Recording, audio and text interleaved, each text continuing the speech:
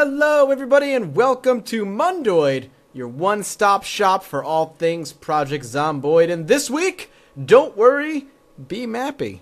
That's right, don't worry, be mappy. It's a really good blog this week. I'm super excited to get through it, as I tend to be super excited for a lot of things. But there's a lot of information to digest, a lot of things to pick apart, and a lot of things that a lot of you should be very happy about. So without further ado, let's dive in.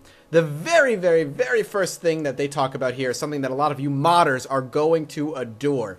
This past week, they've released the tools that they use to create the maps, such as Muldrow and West Point, to the community. And they can't, I can't either feel, but this is going to fuel a lot of cool maps into the community. Maps that I'll be playing on for sure, and maps that I will be featuring in my all but ready mod spotlight thing that I've been talking about for a long time. I know I've been saying I'm going to bring it out next week, I'm going to bring it out next week, I'm going to bring it out next week. I haven't done it yet. A lot of that's just, personal stuff with moving and everything and a lot of other stuff going on. But there is a part of that's just me not doing what I should be doing to get that series up and running. Fingers crossed that I'll have it ready for next week. We'll see what happens. But I'm excited. This is awesome. Having a map mod tools out to the community is going to produce such cool things. I remember way back when, before we had these different sprites, but back when it was like the cartoony looking sprites, we had this cool map mod that was slapped together by Ringo D before he was even part of the, of the development team.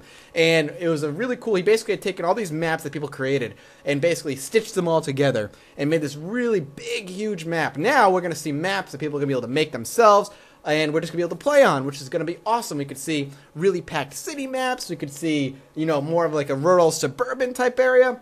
I'm excited. So if you guys are modders, especially map makers, please jump on these tools. I really want to see the community get all over this and start pumping out maps for the game. A lot of the fun and intrigue in this game is exploring the maps that you don't know so well. And to have more of them to play on and more of them to explore on is nothing but good. I'm excited, so jump on that stuff, please. They all said they do give a warning here, though, that they say there are no guides right now or tips or example videos for prospective mappers to use, except for one by Bendonica, which you can go check out. But the team are on hand to answer questions, as always with the Indie Stone, basically saying, we're here if you have questions, we're going to help and work with you. And that's one of the Indie Stone's greatest strengths, is that they've always been willing to work and speak with the community. So, huge thumbs up from me. I'm not a content creator in that manner. I just like to kind of videoize a lot of this stuff. So please jump on that stuff. It gives me more stuff to play with, and I can showcase your maps. Feel free to email me your maps once you've created them. I do have an email in my About section of my YouTube main channel page. So please, if you come up with a cool map, feel free to send it to me, and I'll see if I can get to it. The next thing, there's a lot of things here. But right now, currently in internal testing, there is a big patch coming, which is fixing a whole host of bugs.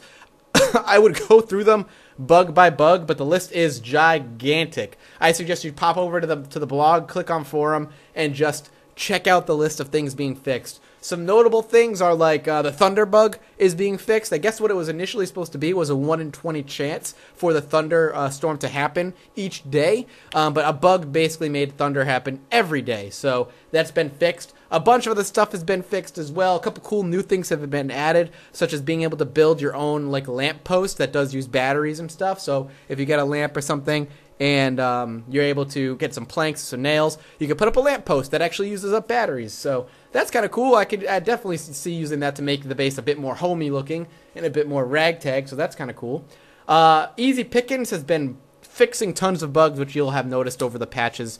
Easy Pickens been doing a great job as part of the team member. It's funny going and reading the things he's been doing. The minute he jumped on board, he has just been fixing tons of little annoying things in the game, and it's really good. The more members, like I've said before, that the Indie Stone gets on their development team, the more you're going to see, a lot of the stuff come out faster. A lot of bug fixes come out faster. So very excited to see him continually working hard as part of the Indie Stone. So that's awesome. Lemmy has been working on the Sadistic AI Director. New security is in place to make sure zombies will never appear in places they should not have gotten to, which simultaneously gives us a lot more freedom to move virtual zombies around the map in response to sounds and other events. So you can finally make a secure area. Another huge thumbs up. We're going to be able to wall off huge sections of the map and not worry about zombies being teleported in there. So long as you have secured it through and through and are 100% positive there should be no zombies in there, that bug should be fixed or will be fixed in an upcoming patch. Alarms and other meta events, including new ones and developments, should be a lot more dramatic and dangerous now, and scouting around your safe house regularly and thoroughly will become ever more important. Basically, the sadistic AI director is kind of guaranteeing that danger is going to be ever present all the time. And the more that Lemmy works on this, the better it sounds, in my opinion. I'm really excited to see him move around, the sadistic AI director move things around outside of just random kind of meta events happening all about. And the more meta events we finish and the more of the meta game we finish, the closer and closer we inch to NPCs, which I have been saying is the main point of this game. And I am eager, I'm itching to get my hands on NPCs. I really am. I can't wait for NPCs to come out. Oh, I can't. Lemmy and Binky have also been working together to finish off the 3D modeling system that they showed off last week, which a lot of people were really excited for. It's surprising when I talked about it and showed it last week. I wasn't sure what the reaction of my viewers were going to be, but everybody's really excited about the 3D modeling system. And I am too. I think it's going to be really cool to see the game run smoother, be much more optimized for lower-end systems, etc., etc. And they're also working on something secret. I don't want to say that I know what that secret thing is or not, but I can't say. But they're working on something really secret, and they might be ready to show off in a week or two. We'll see. We'll see how it ends up going. I'm excited for them to reveal that when the time comes. And I guess Romain is also beavering away at fixing gamepad controls, which a lot of you have been asking for.